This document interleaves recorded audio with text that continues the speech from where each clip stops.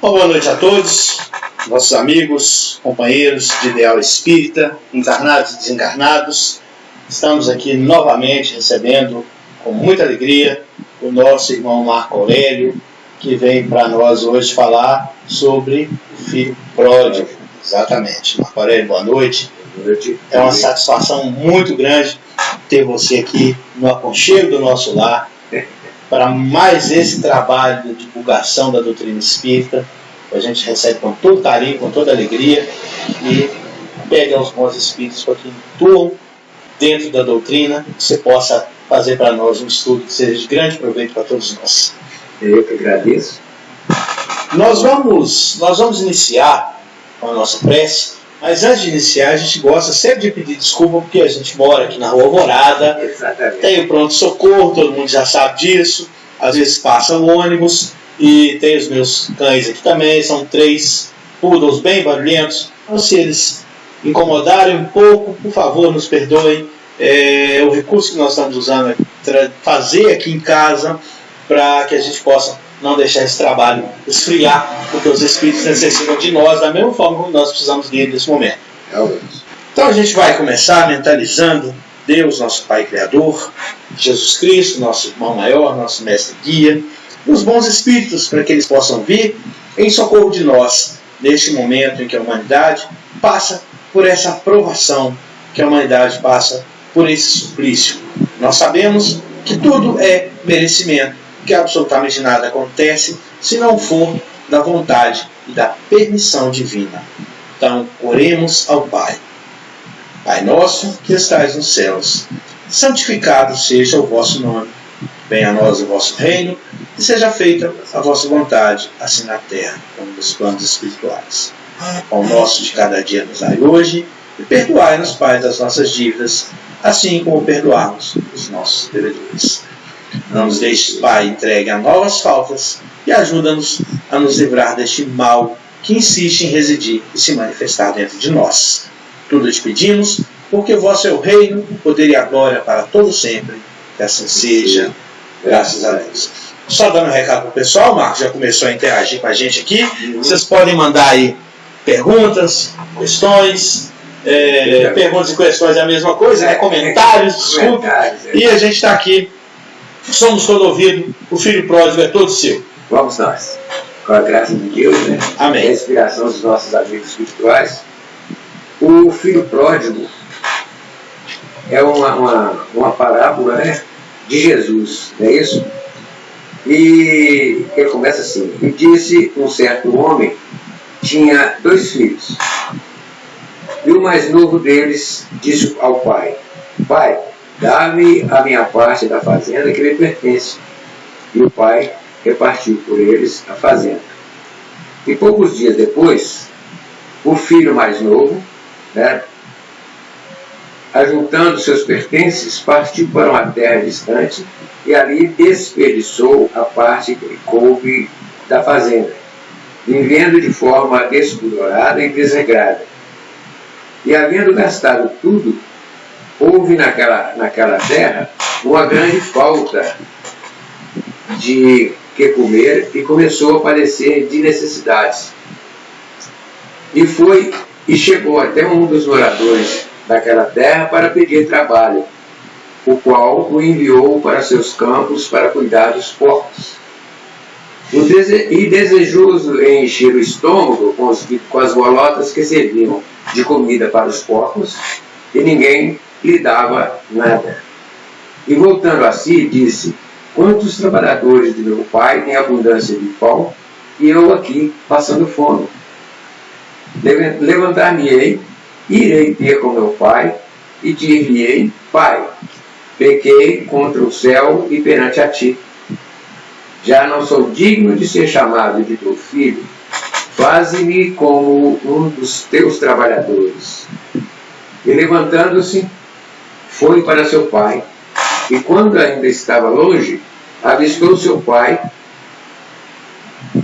e se moveu de íntima compaixão. E correndo, lançou-lhe ao pescoço e beijou. E o filho disse: Pai, pequei contra o céu e perante a ti, e já não sou digno de ser chamado teu filho. Mas o pai disse a seus servos: Trazei depressa o melhor vestido e vesti-lo, e pondo-lhe um anel na mão e alparcas no pé.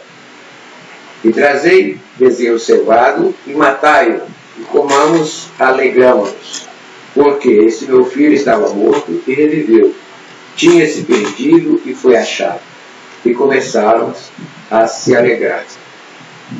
E o filho mais velho, que estava no campo, e quando veio e chegou perto da casa, ouviu a música e as danças.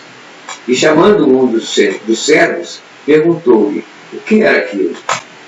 E ele disse: Veio teu irmão e teu pai matou um bezerro cevado, porque ele recebeu são e salvo. Mas ele indignou-se e não queria entrar. E saindo o pai, instantes estava com ele, mas respondendo ele, disse ao pai: Eis que te sirvo há tantos anos, sem nunca transgredir seu mandamento, e nunca me destes um cabrito para alegrar-me com meus amigos. Vindo, porém, esse teu filho, que desperdiçou a tua fazenda com as meretrizes, mataste-lhe um bezerro cevado. E o pai lhe disse: Filho, tu sempre estás comigo, e todas as minhas coisas são tuas. Mas era justo alegrarmos e folgarmos, porque este teu irmão estava morto e reviveu, e tinha perdido e achou-se. Humberto Rubens nos diz que esta parábola, o filho pródigo, é belíssima alusão à misericórdia de Deus para com os seus filhos pecadores penitentes. A conversão do filho perdido diante do pai e perante a sua própria consciência. E aqui retrata por uma magistral alegoria de imagens riquíssimas, contendo uma didática extraordinária que bem caracteriza a sabedoria dos ensinamentos de Jesus e que encantam o espírito do leitor. Essa parábola é, portanto, um desmentido formal e solene, oposto ao erro fatal do dogma da condenação, e terá, em uma demonstração magnífica do remédio que temos em nossas mãos, a penitência, isto é, o arrependimento pelo qual se opera a ressurreição do Espírito. Agora, esmiuçando a parábola, e disse um certo homem tinha 2 filhos. Ele quis dizer o quê? Filhos de um certo homem, os rapazes simbolizam aqui a humanidade em evolução. Tanto os seres encarnados como os desencarnados em sua diversidade. Consta que um deles era mais novo e o outro mais velho. De um lado, a juventude do filho mais novo mostra os anseios, os apelos da mocidade inexperiente, daqueles que andam em estradas de mão única, onde só veem entusiasmo, a jovialidade, e reclamarem dos direitos e lançam-se a experiências, a ânsia de provar o sabor licoroso e embriagados, e também a ponto máximo do livre-arbítrio. O filho mais velho, aquele que permaneceu junto ao pai, de acordo com a interpretação de Humberto Rubens, apresenta a face da acomodação dos que se acrisolam na concha da preguiça e permanecem em sua vida dependente. é aquele que ainda não saboreou o fruto da árvore do conhecimento do bem e do mal, segundo o Humberto Golden. Caibar Schutter nos orienta que o filho mais velho é o filho obediente que se esforça por guardar a lei divina e permanece, portanto, na casa do pai. Sendo o mais velho dos dois, a sua atitude ao longo da parábola mostra uma frágil personalidade, realizável, mas ainda não realizada, talvez pela falta da determinação que marca a figura do mais novo. E o mais moço deles, disse o pai: Pai, dá-me a parte da fazenda que me pertence. E ele repartiu a eles a fazenda. Precisamos entender por aí que não houve partilha de bens materiais, pois, caso contrário, deveriam também o filho mais velho receber parte do que lhe cabia por direito. A parte da fazenda que lhe pertence não se trata da propriedade material, mas a solicitação do jovem rapaz, reclamando junto ao pai o direito à liberdade pessoal, pedindo um modo de vida conveniente à natureza de jovem. Na tradução grega, conforme ensinos de Carlos Flores Pastorino, o pai dividiu entre eles a vida, bios, né? O pai deu oportunidade a ambos, concedeu recursos aos dois para que pudessem adquirir a sua própria experiência. O filho mais velho preferiu continuar na casa do pai acomodado, mas o jovem quis lançar-se ao gozo de uma mocidade independente. Quer dizer, cair no mundo, né? É verdade. E poucos dias depois, o filho mais novo, ajuntando tudo, partiu para uma terra distante e ali desperdiçou a sua fazenda vivendo dissolutamente. O ato de ajuntar tudo nos traz a ideia de provisão. É claro que aquele que se lança a uma aventura deve ir munido de recursos necessários a grandes experiências. Deverá estar prevenido em sua empreitada para melhor superar os percalços do caminho. Esse simbolismo retrata o patrimônio intelecto-moral da criatura, como bagagem a acompanhá-lo pela trilha da evolução. O ato de seguir para as terras distantes lembra a perda de sintonia com as diretrizes de segurança quando se afasta do caminho do bem, a lançar-se no terreno desconhecido e sair do seu habitat para viver em nova faixa de experiência. Diz também que ele desperdiçou a sua fazenda vivendo dissolutamente. Fica esclarecido que a queda moral em que o rapaz se envolveu, ou seja, fica esclarecido que ele se envolveu numa queda, né, é uma queda moral, no caso, né, que ele saiu da convivência com o seu habitat, né, com a sua casa, né, o seu habitat, como diz hoje, para viver novas experiências. Diz também que ele desperdiçou a sua fazenda, vivendo dissolutamente. Fica esclarecido que aquela queda moral em que o rapaz se envolveu, todo aquele que se afasta da lei será fatalmente arrastado para situações em que as desventuras e a dor cuidarão de trazê-lo de volta à casa do pai. E havendo ele gastado tudo, houve naquela terra uma grande fome e começou a padecer de necessidades. O filho mais novo gastou toda a sua provisão naquela terra, no afã de viver intensamente sua experiência, e o descuidado rapaz coloca-se em grande dificuldade. Faltaram-lhe em sua bagagem alguns recursos, entre eles a prudência e a vigilância. A presença da dor está retratada na expressão padecer necessidades. Como sábia executora da lei de causa e efeito, a dor vem nos onerar pelos débitos adquiridos, quando do mau uso do livre-arbítrio.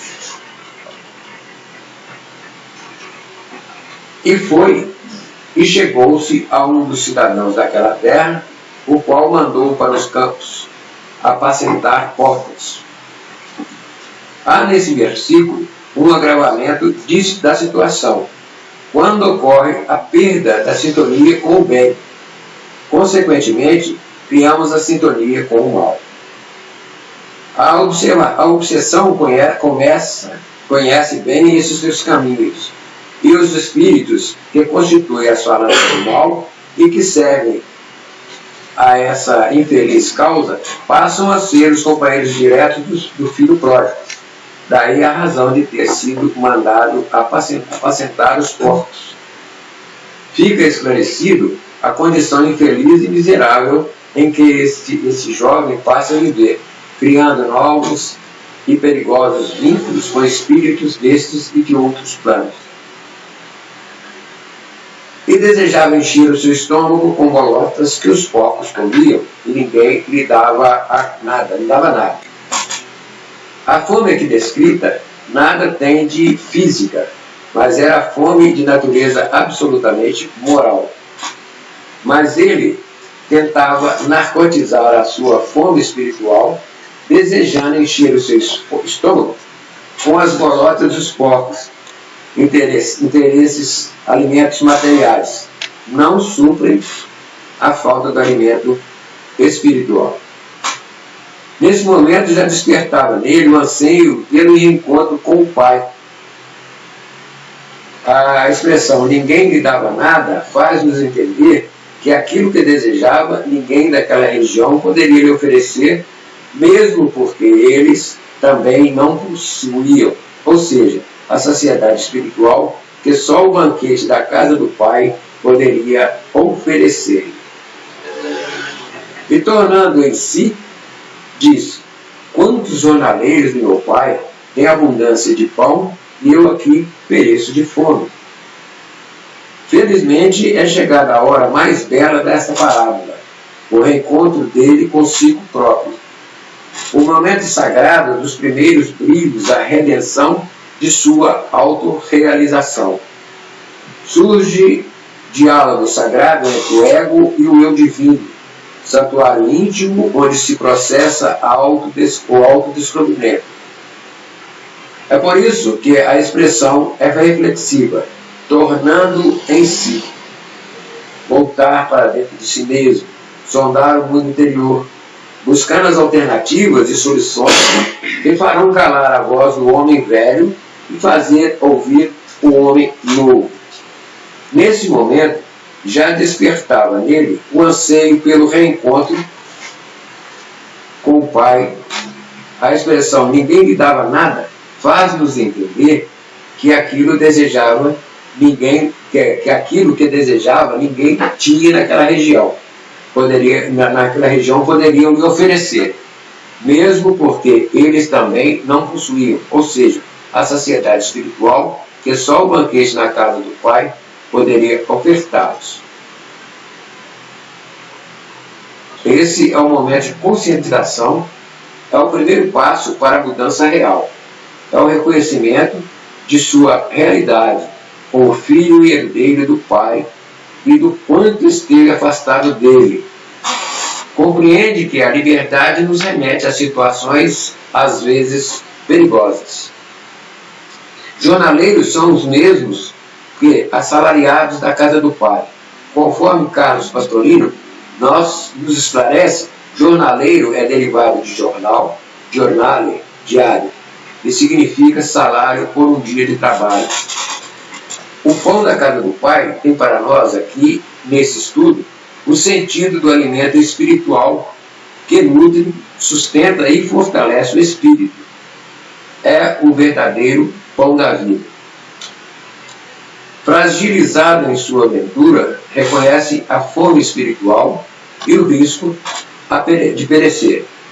Assim ocorre com todo aquele que se distancia do caminho do bem. Levantar-me-ei e irei ter-me com meu Pai, e dir-lhe-ei: Pai, pequei contra o céu e perante a ti. O mesmo livre-arbítrio que leva para a terra distante é o que move o seu desejo de retornar. E o filho resolve regressar. Ele fala em levantar-se, em erguer-se. O verbo é bem colocado por retratar o ato de elevar-se da treva para a luz. Só se levanta aquele que caiu. Ergue-se do chão frio, da inércia, para o calor do movimento construtivo. Elevar-se do vale da indecisão para a montanha do serviço edificante. Isso foi tirado da Fonte Viva, capítulo 13. Mas ao levantar-se, ele busca estar com o Pai. Certamente é a decisão mais acertada. Só a casa pode nos oferecer a segurança que precisamos. Se é verdade que nos achamos empenhados em nosso soerguimento, coloquemo-nos de pé e retiremo-nos da retaguarda que desejamos abandonar. É Emmanuel, isso é uma fala de Emmanuel, em Fonte Viva, capítulo 13. Pai, pequei contra o céu e perante a ti. Ninguém peca contra Deus, nem mesmo porque ninguém pode ofender a Deus. Por essa razão, foi colocado o termo perante ti. Sim, perante Deus, diante dele, podemos sim cometer erros graves e graves deslizes. Outros sim podemos pecar contra o céu, pois esse se encontra dentro de nós mesmos. Já não sou digno de ser chamado de teu filho, faze-me como um dos teus jornaleiros.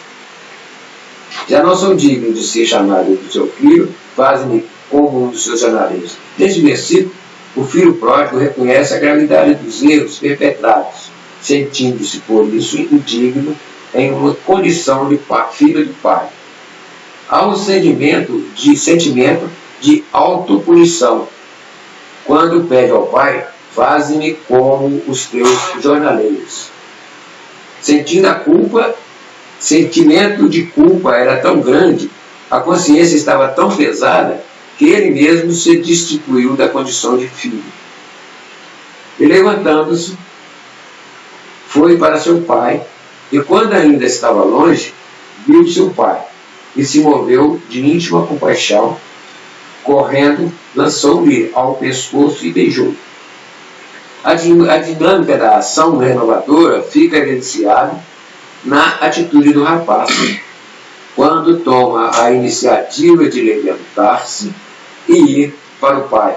Levantar-se e ir são dois verbos muito significativos para o nosso entendimento. Levantar-se é colocar-se de pé, erguer-se, e situar-se em posição vertical, lembrando aqui que a verticalização dos nossos propósitos dá materialidade para a espiritualidade, da terra para o céu. Ir significa ação ao de caminhar, buscar, ir ao encontro de algo. Dinamismo evolucional é romper com a estagnação. Mas ele ainda estava longe. O distanciamento da casa do pai não se recupera de chufre. Demanda tempo para os devidos ajustes. O retorno à casa do pai implica em sentimento de reajustamento. E não pode ser feito a toque de caixa. É preciso tempo. E o pai o viu de longe. A distância ainda era grande, mas a misericórdia nunca abandona os filhos da criação. Quando o pai o percebe movido de íntima compaixão, ele retribui, seguindo ao encontro dele, que nunca deveria ter se apartado. E o filho lhe disse: Pai, pequei contra o céu e perante a ti, e já não sou digno de ser chamado de teu filho. A humanidade a humildade em reconhecer-se indigno é penhor de vitória espiritual. O primeiro requisito, dar a conquista do reino dos céus, é exatamente a humildade. Sentimento esse consagrado por Jesus no versículo 3 do capítulo 5, nas anotações de Mateus. Bem-aventurados os pobres de espíritos, pois deles é o reino dos céus. Essa é a condição primeira para a nossa redenção. A humildade predispõe ao espírito para as mudanças necessárias. O sofrimento do moço se confunde numa quase perda da própria identidade. Daí a necessidade de se sentir, de buscar o caminho de volta. Muitas vezes, esse caminho é penoso para o filho penitente e custa deixar marcas. Costuma deixar marcas profundas, sulcadas na alma. Muitas vezes até no perispírito, né? Certamente. Então, mas também traz consigo nossas novas paisagens mentais. Um campo novo e fecundo onde a dor lavra novos padrões de comportamento, augurando, novos patamares de vida e felicidade. Mas o pai disse aos servos: trazei depressa o melhor vestido, ponde-lhe um anel à mão e alparcas nos pés. As alparcas são alpercatas, né? Precato, né? É precato no interior. Exatamente. A acolhida calorosa não poderia ser diferente, digna de um pai misericordioso que sempre abre novas oportunidades para seus filhos. Nada marca tão profundamente o espírito da criatura como o calor de um lar cheio de ternura. Trazei depressa o melhor vestido. Temos aqui uma clara referência ao perispírito, como câmara reveladora das experiências fotografadas pela tela mental.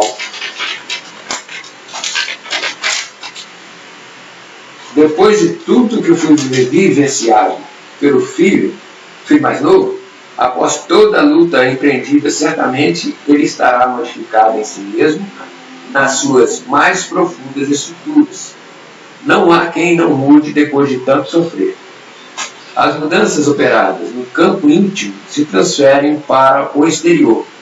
E o espiritismo, com certeza, o perispírito, com certeza, receberá essas alterações esculpidas pelo cincel da dor na sua complexa tessitura.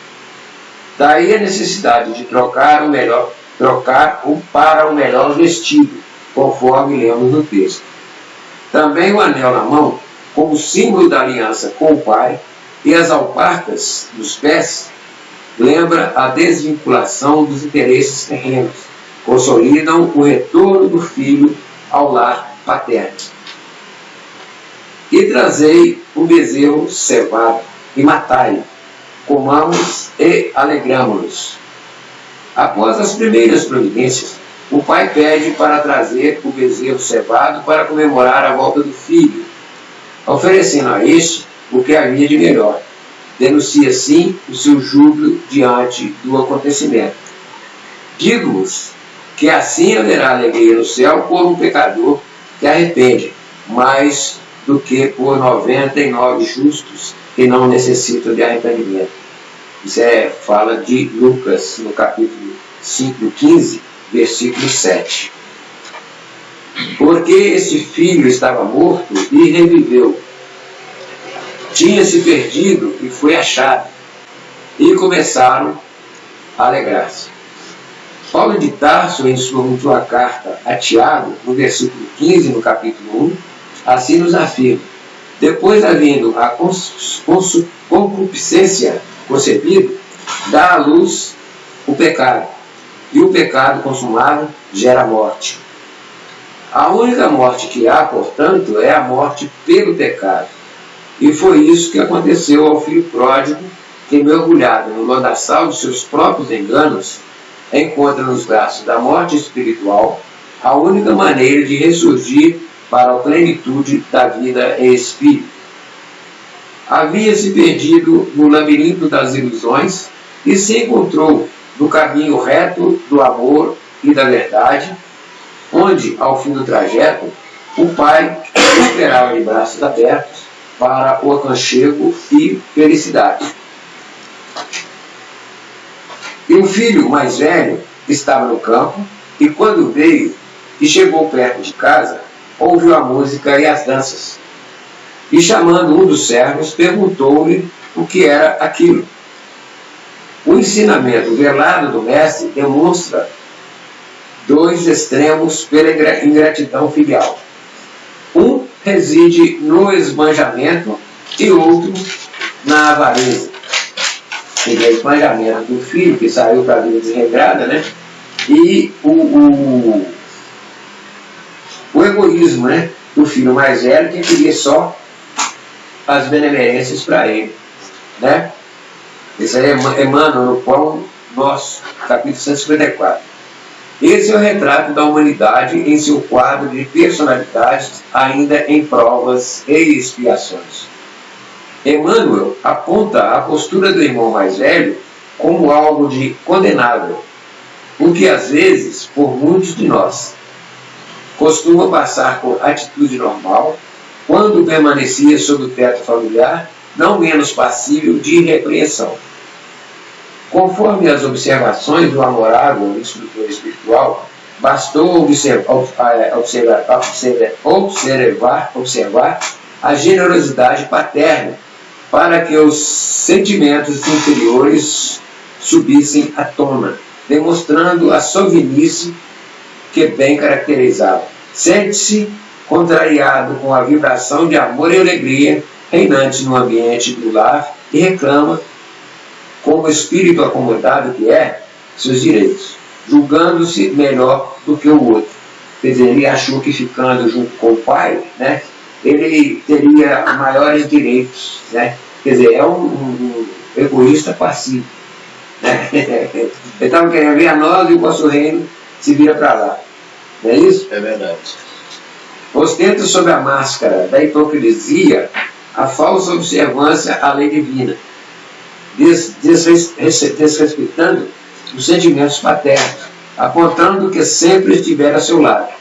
Esse tipo de homem egoísta é muito vulgar nos quadros da vida. Ante a alegria dos outros, revolta-se e sofre através da secura de que aniquila e do ciúme que o envenena. Emmanuel, isso aí é um dito de Emmanuel no Pão Nosso também.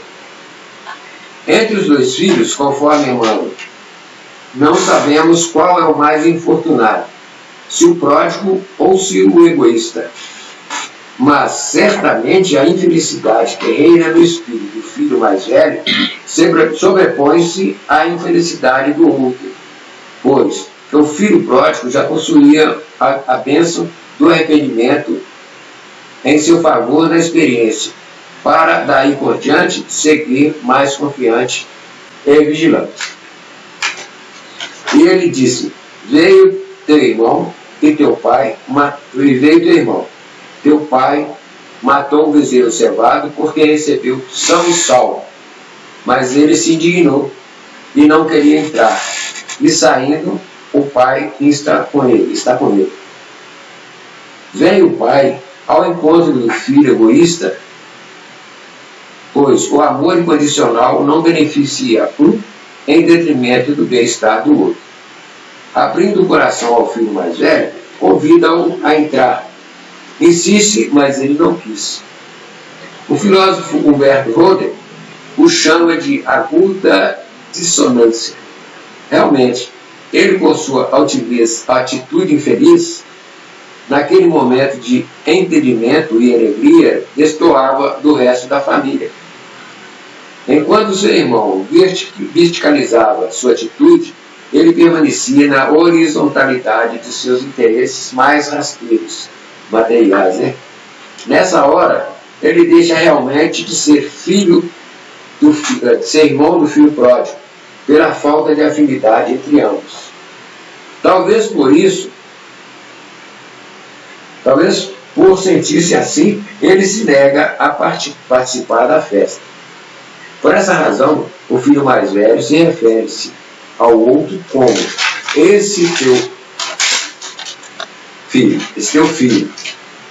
Mas respondendo ele, disse o pai: eis que te sirvo há tantos anos, sem nunca transgredir os seus mandamentos, e nunca me destes um cabrito para alegrar-me com meus amigos. Vindo, porém, esse teu filho, porém, esse seu filho que desperdiçou a tua fazenda em meretrizes e mataste um bezerro cevado.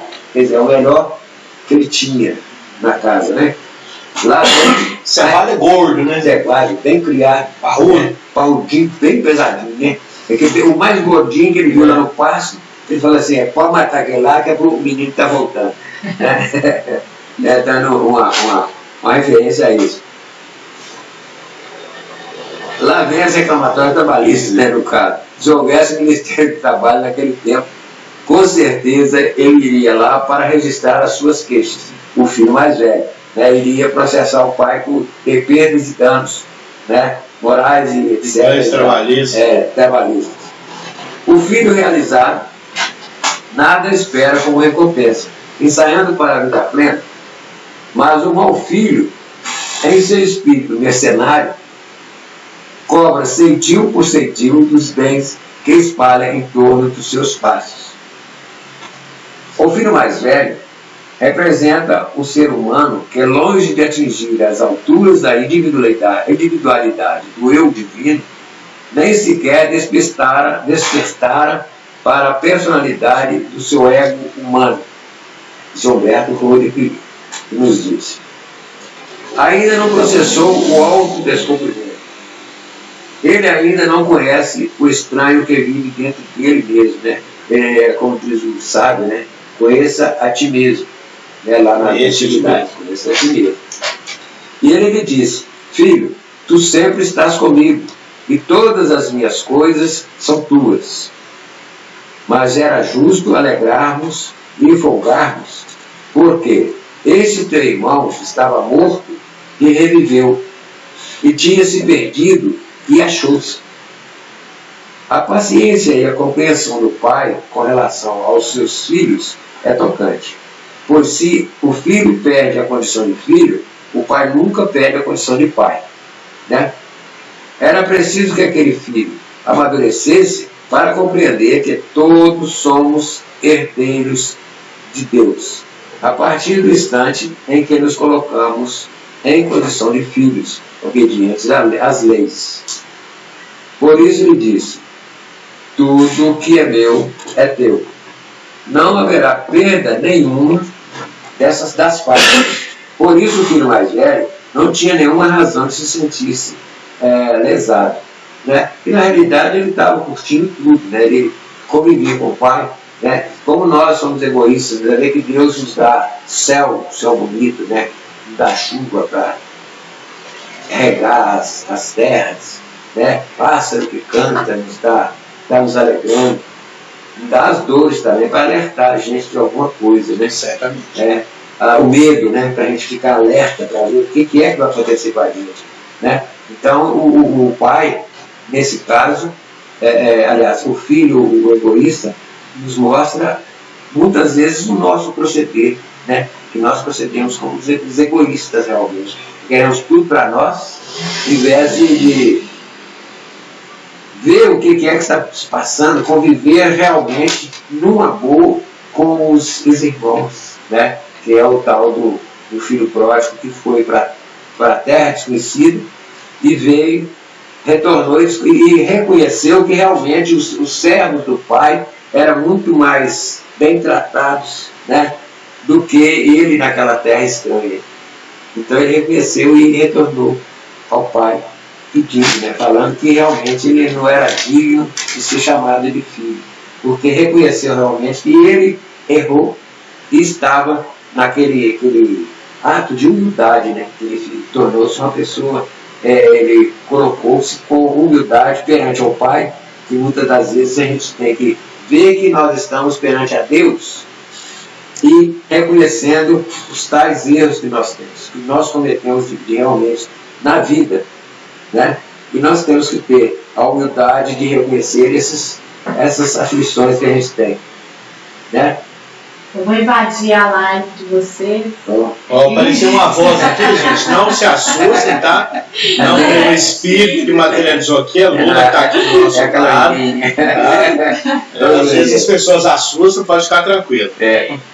Só para lembrar, né, que a gente falando do egoísta, e o pai desse rapaz que foi, às vezes a gente fica com essa coisa de que nós erramos e nós não temos um retorno, e a alegria quando a gente volta ao pai, né? A gente se colocar nessa posição desse filho que saiu, aí você imagina realmente a alegria. Vamos colocar que esse filho sou eu, e me perdi do Evangelho de Jesus, por exemplo, né? Aí olha a alegria que Jesus, vamos dizer assim, fica quando a gente retorna. Então, exatamente, a gente entra nos capítulos que existem, dos ensinamentos que Jesus deixou para nós, né? No Evangelho, que no caso é o nosso guia de vida, né? Se nós nos orientássemos mais das páginas do Evangelho, também o livro dos Espíritos, né? Tanto um quanto o outro, nós não nos perderíamos tanto quanto nos perdemos, né?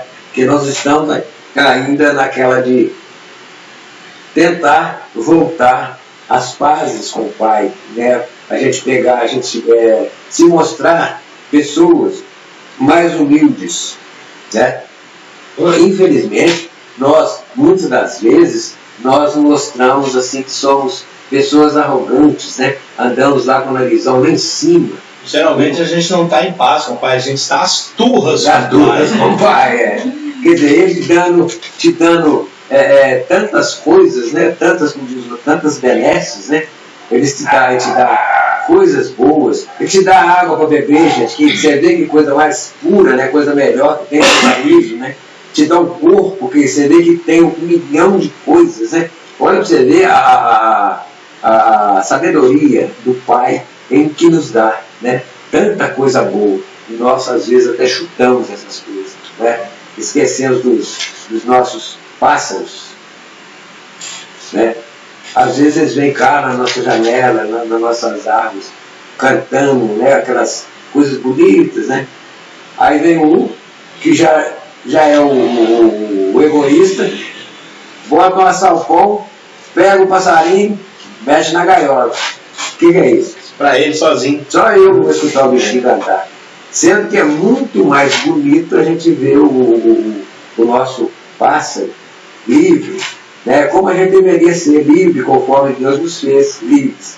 Só que nós nos entulhamos de matéria, né? Consumismo, né? E esse consumismo com o egoísmo, né? Apenas só nós, e esquecemos dos nossos irmãos, muitas vezes, em situação de miséria, né? A gente não olha isso, né?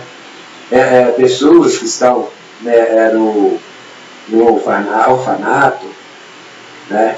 Ou tem os velhinhos, né? Que estão nas casas de repouso. É uma coisa assim, a gente tem que realmente olhar mais por esse lado. A gente tem que deixar o egoísmo guardado. Aliás, extirpir, né? Matar o egoísmo, tirar o egoísmo para lá. Ele vai nos servir de como é que fala? De alavanca para ver que nós estamos fazendo algo que não está muito correto, né? Nós temos que ser os filhos próprios realmente, voltar para Deus, porque Deus que mandou para nós Jesus, não é isso? Jesus, ele não olhava se o camarada estava de terno, gravata, se ele tinha o carrão do ano, ou se tinha um fusquinha, ou sei lá o que é. Ele não olhava títulos, né? Títulos e direitos e propriedades, ele não olhava isso, né? Ele olhou, ele viu que tinha o cego, ele ajudou o cego a enxergar, né? Mas realmente nós temos que voltar para o Pai. Nós estamos assim, olha só para você ver, ele nos mandou esse tal de vírus aí, né? É uma coisa muito interessante. Nós voltamos para dentro de casa, né? Nos abrimos os olhos. Olha, cuida de quem está a seu redor. É isso? Mas não se esqueça de fazer uma prece. Para quem você não pode estar agora, faz uma prece. É isso? Para poder dar força para esse pessoal que está, como diz o outro, ilhado. Nós ficamos ilhados, nós não podemos sair porque nós não sabemos se estamos carregados. Né? Como nós vamos sair fora do egoísmo, vamos tentar, pelo menos, não propagar esse tal vírus aí que é uma loucura. Marco, me permite um comentário. Pois não. Alguns estudiosos, algumas pessoas que vivem as religiões de certa forma, parece que a parábola do filho pródigo é a parábola mais conhecida de Jesus. Se diz isso. Não é uma parábola muito profunda. Nós sabemos que Jesus falava com muita propriedade sobre vários aspectos, e tudo o que Jesus falou é muito relevante, mas algumas coisas realmente se destacam, e a parábola do filho pródigo é uma dessas passagens que nos chama bastante atenção. Primeiro, algumas pessoas não sabem, mas a parábola do filho pródigo só aparece em um dos evangelhos canônicos, em Lucas, que já é um pouco já é um pouco fora do comum, né? Segundo pelo ensinamento do Cristo, geralmente as suas parábolas elas estão ligadas em dois evangelhos no mínimo, e essa só aparece em Lucas. O segundo aspecto é que essa parábola é a terceira parábola de uma trilogia que fala para nós sobre queda, ou seja, sobre derrota e elevação. Né? Nós temos a parábola da ovelha perdida, a da moeda perdida e a parábola do filho pródigo. Isso. Aquela que o bom pastor não abandona suas ovelhas, a da mulher, não é isso que perdeu a moeda? Eu não me lembro bem. Não, é a viúva. A viúva. A obra da viúva. Não, eu falo da moeda perdida, é uma outra parábola, eu não me lembro textualmente agora. Sim. E essa que é a terceira dessa série de parábolas. O que chama mais a atenção nessa parábola é a descrição do amor divino do pai pelo filho. Exatamente, que nós podemos relativizar, fazer uma correlação, não é nem relativizar, é fazer uma correlação entre o amor de Deus e nós. Para conosco.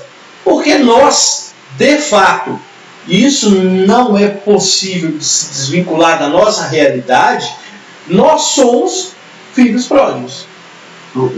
Claramente. Somos filhos pródigos. Nós nos perdemos no caminho de alguma forma. E usamos vários recursos para tentar voltar para essa convivência com o Pai, que está sempre nos esperando. E a gente até deixa o irmão egoísta, orgulhoso, que está ali do lado, a gente até deixa ele de lado um pouco nessa análise. E vai para a letra fria dizer que, embora estejamos ainda caminhando pelos caminhos da perdição, por assim dizer, do perdido, né? Isso. Deus está esperando a gente de braços abertos, com o melhor regalo, né? Que a gente diz lá em Portugal, se diz regalo, com o melhor agrado, com o melhor carinho, com a maior alegria, esperando a volta de nós perdidos para os seus braços. O Carlos até lembra pra gente que é a parábola da dracma perdida. Obrigado, Carlos.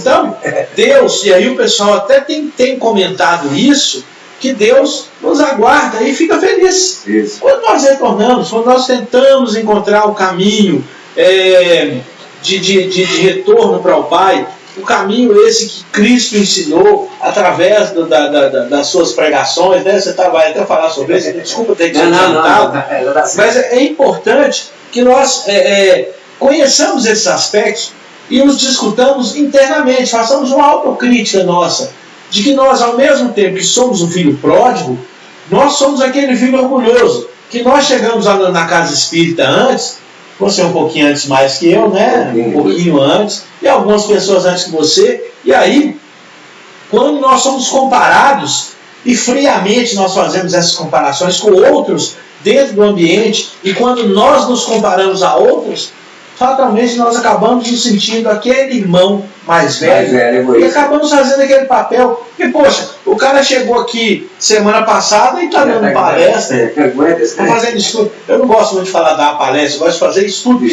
Quando nós fazemos estudo, aí o cara chega aqui e está fazendo estudo. E eu estou aqui há 20 anos e até hoje não me deram oportunidade. Não deram oportunidade por quê? É o egoísmo. Olha pra você ver, só estou ali dentro da casa igual aquele filho pendurado no cabide, não é isso? Vamos usar o termo mesmo, rasgar o verbo. Estou ali penduradinho no cabide, vou ali, assisto a reunião, não participo de nenhum tipo de trabalho do Casa Espírita, não faço qualquer tipo de nada por ninguém, e aí eu sou espírita. Como? Sem fazer, sem trabalhar, tem obra de mão vazia? Santo Agostinho não existe. Então, nós somos o filho perdido, somos o filho pródigo, que é extravagante, né? E somos também o irmão mais velho egoísta ao mesmo tempo. E nós ficamos nessa guerra interna, indevida, né? Sem necessidade, porque nós temos que assumir a nossa posição. Agora, nesse momento de filhos perdidos. E esquecer a proposta do irmão mais velho, que ficou em casa, cuidando, trabalhando, né? Mas é nossa obrigação trabalhar, porque nós usufruímos disso. Deus nos permite usufruir dos benefícios que nós adquirimos pelo nosso trabalho. Nosso irmão foi lá, se perdeu tempo.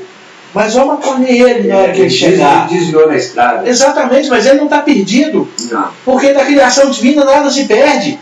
Não é essa a maior das verdades que nós sabemos sobre a criação divina? Nada se perde. Então, vamos ajudar ele a se refazer. Porque ele também é filho de Deus, assim como nós. E vamos permitir que ele receba de coração aberto a benesse divina também.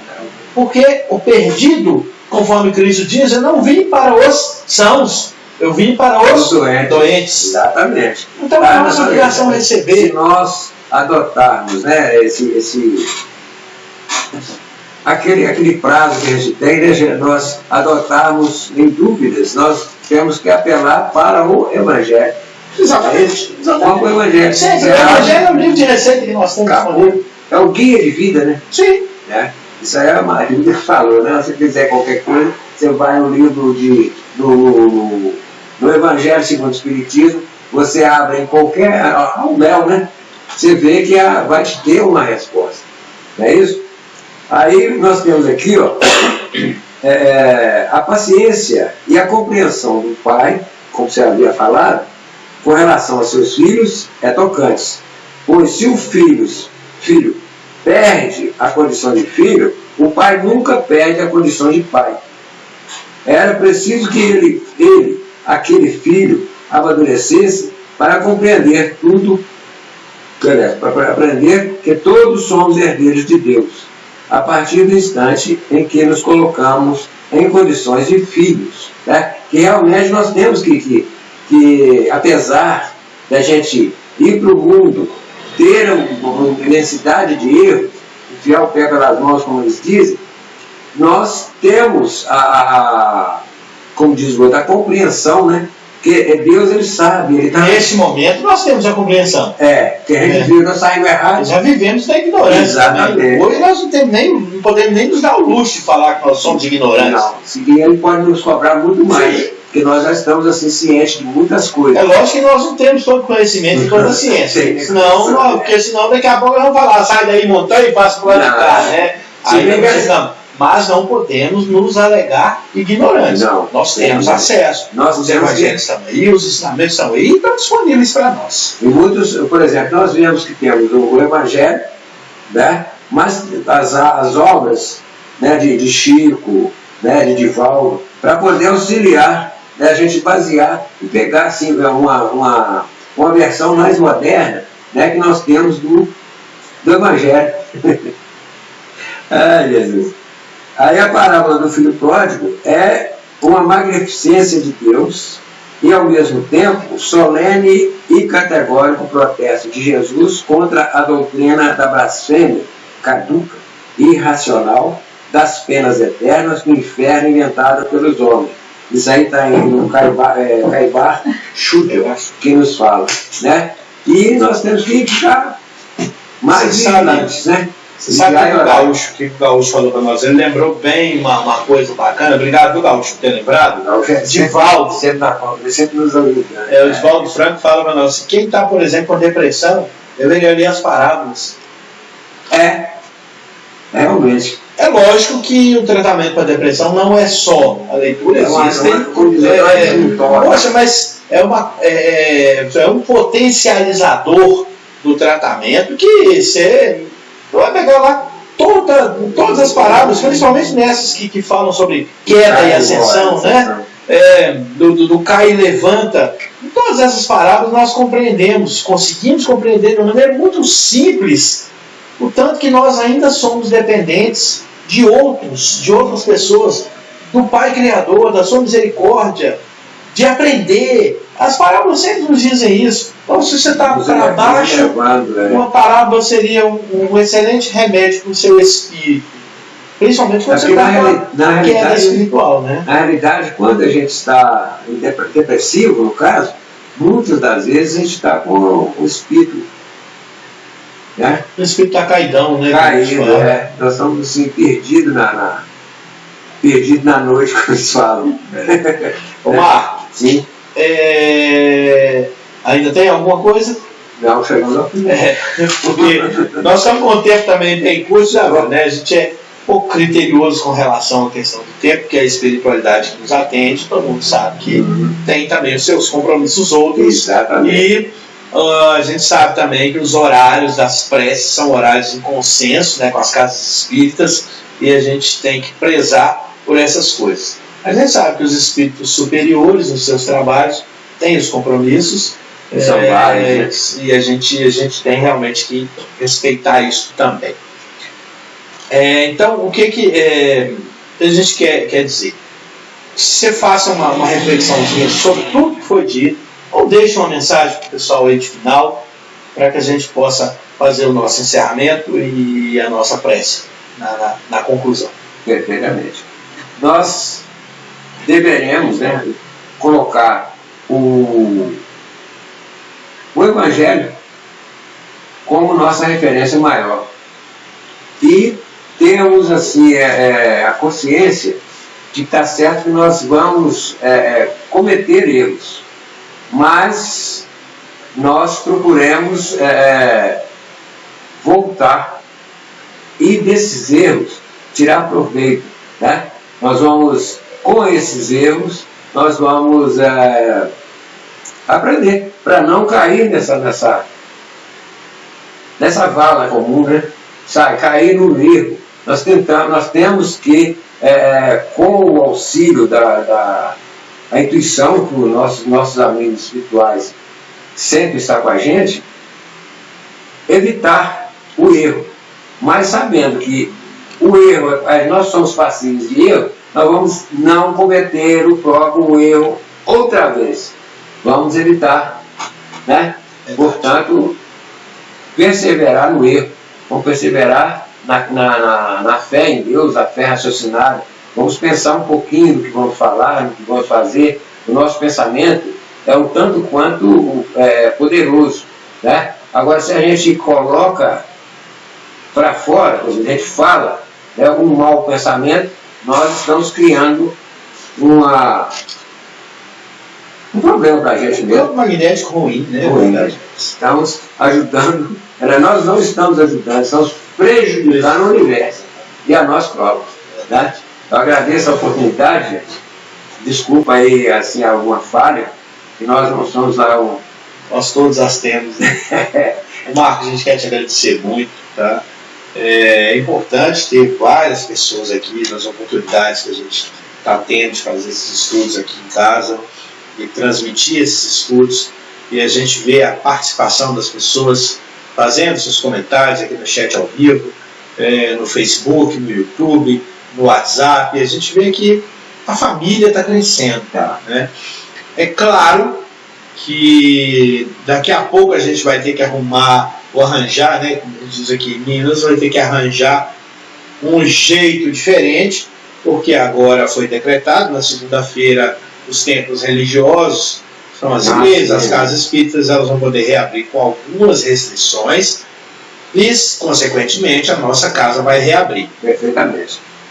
Embora a nossa casa vá reabrir, até que o movimento possa ser normalizado, nós vamos continuar fazendo de lá essas transmissões ao vivo. Então, eu já até tinha marcado para o pessoal aqui semana que vem, e eu vou pedir ao pessoal que eu tinha marcado para que faça lá de Eurípides, né? Vai andar um pouco mais de 1 quilômetro a mais, vai vir aqui em casa, anda mais 1 quilômetro e chega de Eurípides, né? E a gente vai fazer de lá, e nós vamos continuar as transmissões pelo YouTube, pelo Facebook, lá do nosso grupo, certo? E aí, a gente até não tem convidado as pessoas para irem ainda, porque existe essa restrição. Pouquíssimas pessoas, possivelmente lá com o espaço que a gente tem, entre 15 e 20 pessoas no máximo vão poder participar. Então a gente nem está convidando as pessoas para ir ainda. O Sr. Isoldir convidou apenas as pessoas que estão envolvidas diretamente com o trabalho mediúnico e com o estudo que vai ser realizado. Então a gente nem está convidando, mas a gente reafirma que nós aqui no YouTube, no Facebook, nós vamos continuar, tá? Vamos transmitir de lá a partir da semana que vem, tá bom? A gente agradece a espiritualidade pela oportunidade que nos deu de trazer esse ponto de difusão da doutrina espírita aqui para casa, mas a gente volta para as origens, porque nós sabemos que os grupos espíritas têm lá toda a estrutura espiritual adequada para receber qualquer espírito que venha em busca de atendimento, seja ele encarnado ou desencarnado. Tá bom? Então, a partir de terça-feira, a gente volta para o Grupo Eurípides Barçanufo, lá para a nossa sede, mas continua transmitindo aqui, ao vivo, pelo YouTube, pelo Facebook. Ok? A gente quer agradecer também a participação de todos aí, pelo chat ao vivo, tanto no Facebook quanto no YouTube. Mandar um abraço para o seu irmão que está lá em Nova York assistindo a gente. Estamos nos internacionalizando. Ao João Carlos, irmão do Gaúcho, está lá no Sul também vendo a gente. Então nós estamos com a gente nos extremos dos hemisférios. E quanto mais gente nós alcançarmos, melhor é, porque nós conseguimos melhorar o alcance da nossa doutrina. Tá bom?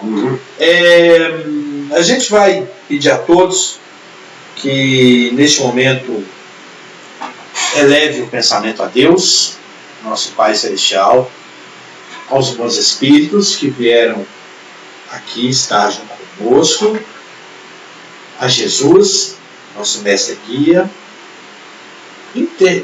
para que interceda por nós neste momento que o nosso planeta atravessa.